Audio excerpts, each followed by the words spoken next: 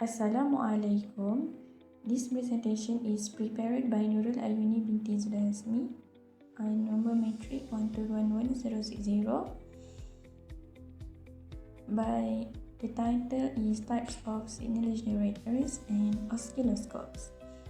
For the assessment in digital skill and conducted by 26 June of 2025. First and foremost, for overview of the setup, this is a typical lab experiment setup used to test and observe electrical signal in a circuit. It includes oscilloscope on the left, function generator in the middle, power supplies on the right, breadboard with components at the front center, and cables and probes for connection. Secondly, this is a digital storage oscilloscope. It captures and displays waveforms in real time. I use it to measure voltage amplitude, determine signal frequency, and observe signal behavior over time. On the video, we can see a square waveform, probably from a function generator, indicating it's active and working. Thirdly, this device generates electric waveforms for function generators such as sine, square, triangle, and pulse. It allows me to adjust frequency on Hertz, amplitude on voltage pp. In this setup, the function generator sends a signal to the breadboard circuit, which we can observe on the oscilloscopes.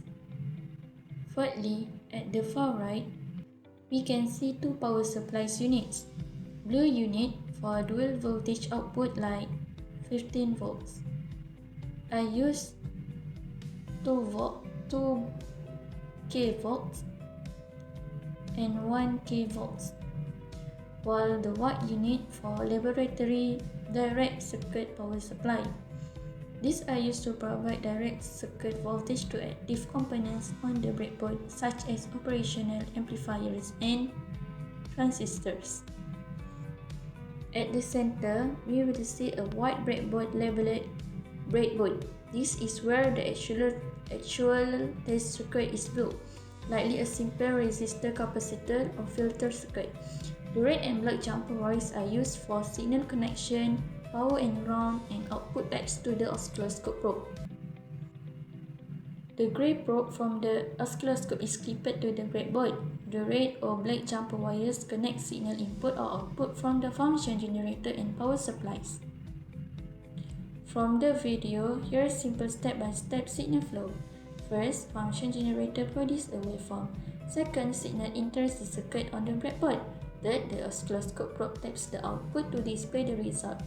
Last but not least, power supply energizes any active components if needed. For the equipments I use for function generator as generate sine, square, and triangle signal, oscilloscope to view and measure the waveform, and connecting wires is to connect generator output to oscilloscope input. For the next slides, I use resistors for signal conditioning or circuit setup. Breadboard connect signal generator output to circuits, and jumper wires to connect components in a circuit without soldering. For the application in real life, these are for designing mobile phones towards signal generators and oscilloscope are used to test circuits inside smartphones such as the touchscreens, interface audio system, and wireless communication modules. This also testing medical equipment like devices for heart monitors, ECG, or infusion pumps rely on precise electronic signals. Last but not least, this for developing communication system as communication system like Wi-Fi, Bluetooth, 5G, satellite rely on high-frequency signals to transmit data.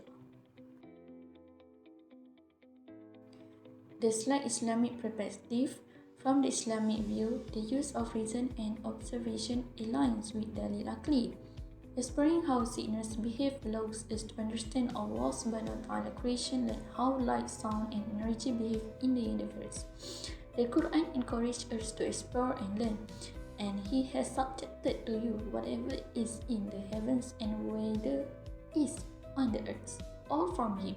Indeed, in that are signs for a people who give thought. For Surah Al-Jathiyah 45 verses 30. Slight conclusion. To conclude, this setup demonstrates how signal generators and oscilloscopes are used together to study circuits. It helps us visual invisible electrical signals and understand their behavior. Mastery of these instruments is essential for any electronics or electrical engineering student. Thank you.